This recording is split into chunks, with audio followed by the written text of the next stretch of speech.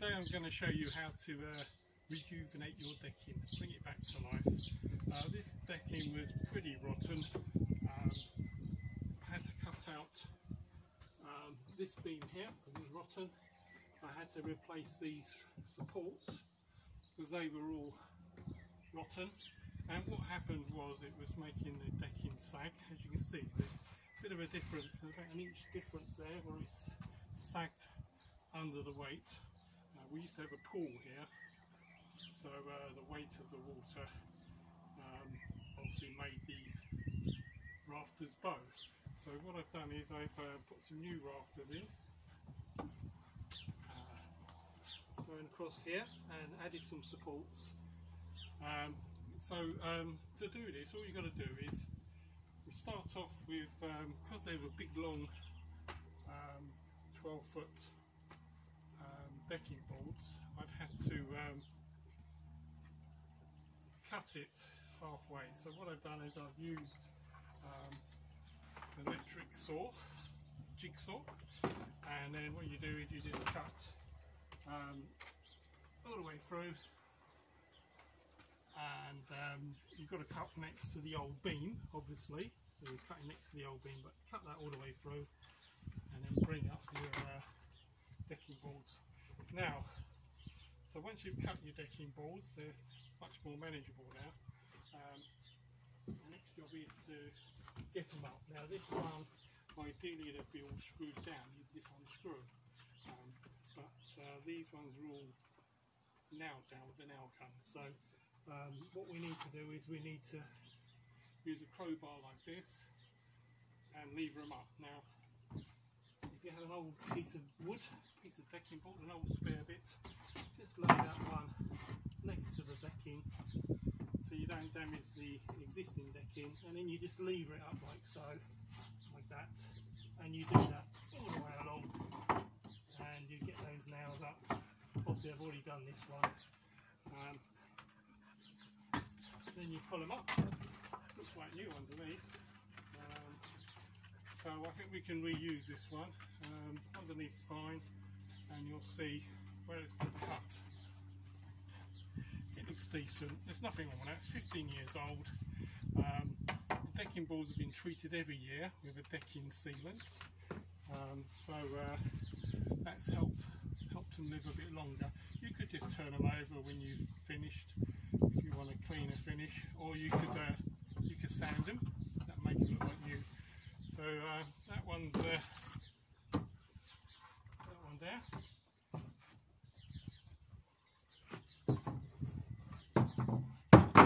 So tools you're going to need. Obviously you need a crowbar, get the balls up.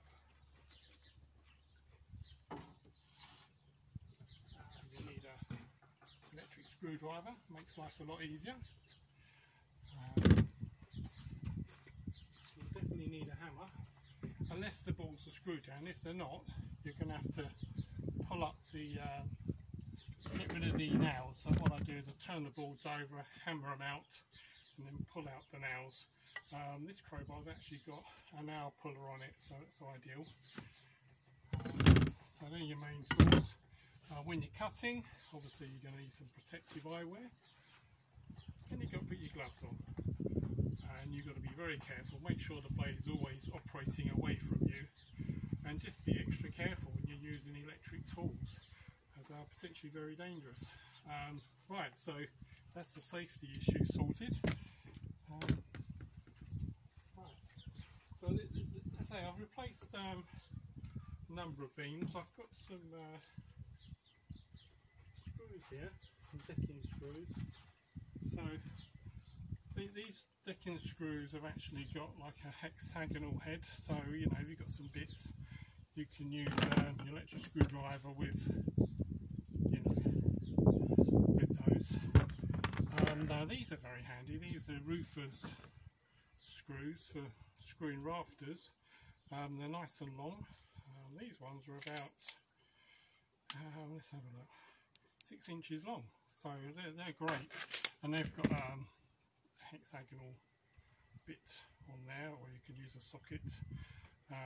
Now these are great because you can use them for we have a look here, on this one here, I've screwed through the new piece of support, the new rafter, decking beam, whatever you want to call it, and the old beam, which was okay. So I've screwed right through that. Obviously, it's a long way to screw with an electric screwdriver, so ideally you'd use a normal drill bit, which is just about the same size as the shaft on the screw.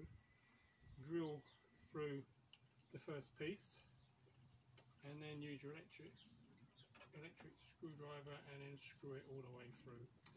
Obviously, getting the beam to the right height, you want it the same height as existing beams, so you need to lift this up, put the beam in. It's 4x2 timber, 4 inches by 2 inches. Put that,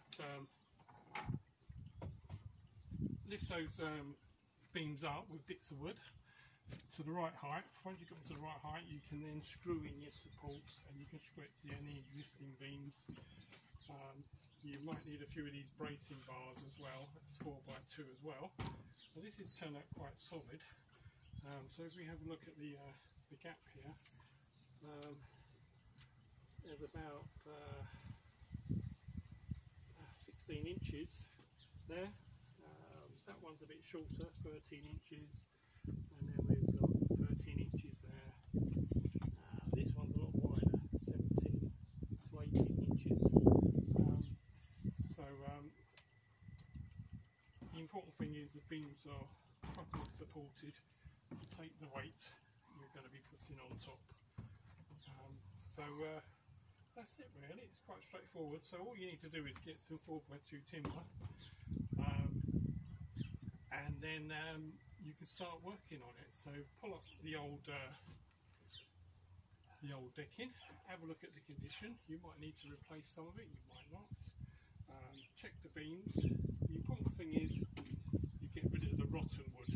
So you know, get a screwdriver, stab it, and you know, and then just cut out the wood if you can, which I've done here. I've cut this beam off, and then I've cut that beam. So what's left is quite solid. Make sure the beams are supported, and once you put your decking boards back down, give it a good coat of sealer, and that should last you at least another 5 years, maybe 10 years. So thanks for watching. I hope this kind of inspires you to do your own decking, and I say it doesn't take too long. Do it over a couple of days, so you know, it doesn't take long. Just take your time, and obviously get rid of any rotten wood. Okay, thanks for watching.